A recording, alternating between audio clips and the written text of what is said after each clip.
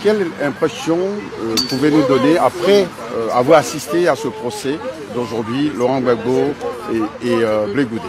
Quelles sont vos impressions? Vos impressions, c'est que le dilatoire que l'accusation a entretenu depuis plusieurs années pour tenter de maintenir en dehors de la Côte d'Ivoire le président Gbagbo et Blé Goudé, logiquement devrait prendre fin. Parce qu'aujourd'hui, l'accusation n'a pas pu justifier, je dirais, le maintien des restrictions à la liberté totale du président Gbagbo et de Blé Goudé. Et donc, nous espérons que la Chambre d'appel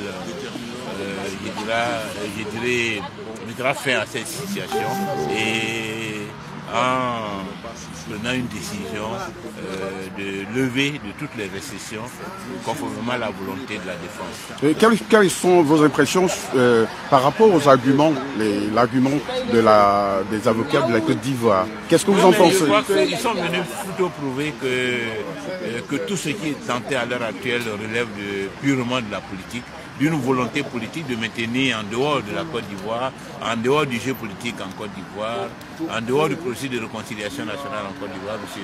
Blé Goudé et le président Laurent Gbagbo. Et je crois que s'ils sont venus en fait peut-être renforcer, je dirais, la dimension politique de cette affaire et donc donner des arguments supplémentaires au plan juridique pour que le président Gbagbo et M. Blé Goudé soient mis totalement et définitivement en liberté. Est-ce que vous avez pu rencontrer le président aujourd'hui? Je l'ai rencontré. D'accord. Qu'est-ce qu'il vous a dit? Non, là, évidemment, compte tenu comment on appelle ça, du protocole, il n'y a pas possibilité de parler avec eux. Et donc, c'est à partir de samedi que je les verrai à Bruxelles. Monsieur le Président, est-ce que vous êtes déçu parce que vous venez d'Abidjan pour assister à un dénouement historique?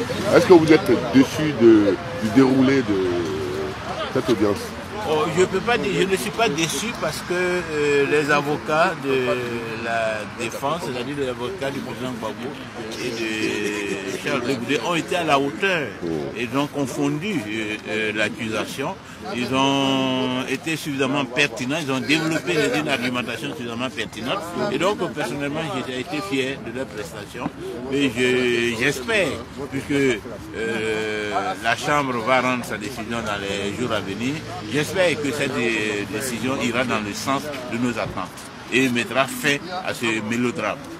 Donc un dénouement heureux. Un dénouement heureux, c'est ce que nous attendons et nous avons bon espoir que le dénouement sera heureux.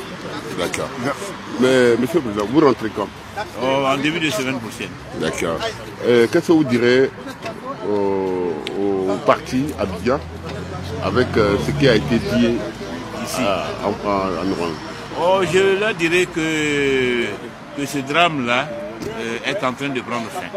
Et que ce processus, comme toute chose, le drame que le président Gbagbo et Charles Blé Goudé vivent et que toute la Côte d'Ivoire vit à travers leur détention, que ce drame-là est arrivé au bout de sa course et que, Inch'Allah, comme disent nos frères, dans les jours, semaines à venir, nous aurons le bonheur de les retrouver, de fêter avec eux et de reprendre la lutte avec eux.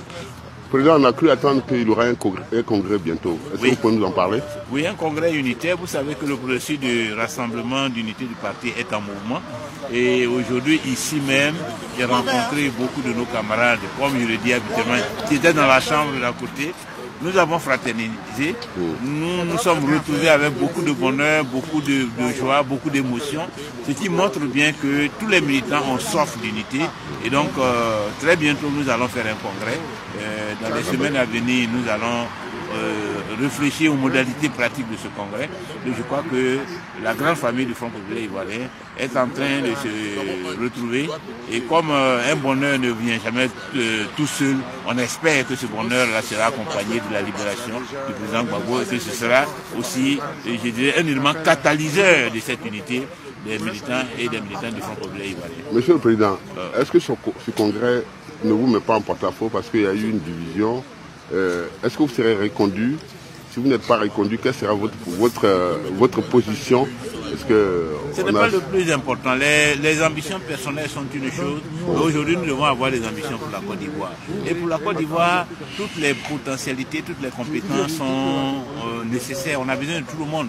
Quelles que soient les positions que vous allez occuper, ce qui est important, c'est ce que vous apportez à la Côte d'Ivoire. C'est pas ce que vous allez revendiquer comme ambition, mais ce que vous pouvez faire. Et je pense qu'avec l'expérience que j'ai, avec le travail que j'ai fait, j'ai toujours un rôle à jouer. Et avec les militants, nous déciderons ensemble de la manière et de la posture que je devrais occuper pour apporter ce que je peux apporter à la renaissance du FPI et à la renaissance de la Côte d'Ivoire.